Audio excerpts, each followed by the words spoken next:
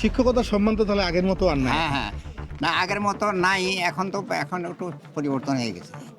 আগে গুরুজনদের যেভাবে শ্রদ্ধা করতো, আগে যেটা মানতো, এখন তো ছেলেপেলেগুলো বাবা মাকেও ঠিক মতো মানে না, বাবা মাকেও মানে না, ভাইকেও মানে না। আমরা বড়জনদের এত শ্রদ্ধা করতাম, এবং আমি আমার লাইফে তো অনেক সম্মান পেয়েছি।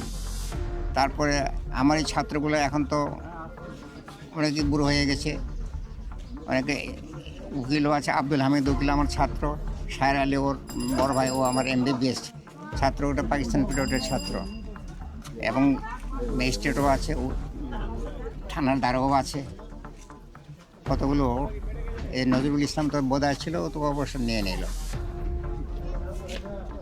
কাজে বহু ছাত্র আমার পুলিশে আছে, সেনাবাহিনীতে আছে, তারপরে আরও সরকারি ইয়েতে আছে।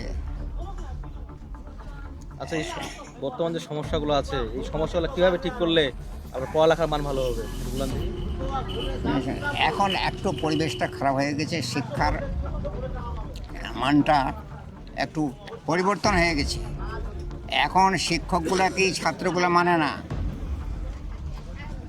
তাই এই যে বয়োজ্যেষ্ঠ একটা শিক্ষকের প্রতি যে একটা সম্মান, এই সম্মান নিয়ে শিক্ষকরাও চলাফেরা করতে পারে না, আর ছাত্রগুলো ডোন্ট কেয়ার হয়। এই পরিবেশটা যে সমাজ যেখানে আগের থেকে অনেকটা পরিবর্তন হয়ে গেছে, অনেকটা বিদ্যা বুদ্ধি জ্ঞান অনেকটা পেয়ে গেছে, কিন্তু সঙ্গদোষের অভাব আসে। এই যে বললেন যে ওই কী বলে মাদক ছেলেমেয়েগুলো আসলে এই দেখা যায় ইয়ং ছেলেগুলো ওই যে লুডো খেলতে গিয়ে টাকার খেলা, ক্যাসিনো যেটাকে বলি আমরা, জুয়া। হ্যাঁ ক্যাসিনো, জুয়া, এই জুয়া খেলা, মাদকাসক্তি, এগুলো একটা বৃদ্ধি পেয়ে গেছে। এটি সঙ্গদোষী। যদিও সরকার বা পুলিশ বাহিনী সবসময় ঘোরাফেরা করে, কিন্তু তো বিশেষ দিতে পারছে না। এটা পরিবর্তন হবে এখন যদি আমাদের এলাকার শিক্ষিত সমাজ যদি সচেতন হয়। আগের থেকে শিক্ষিতের সংখ্যা এখন বেড়ে গেছে না?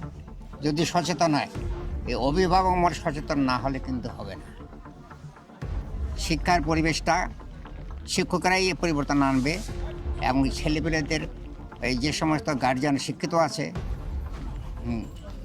তারাই একটা পরিবর্তন আনবে, যে আমার বৌমা প্রাইমারি স্কুলে আছে, আমার ছেলে হরিপুর সরকারি কলেজে আছে, ফিজিক্সের লেকচারার।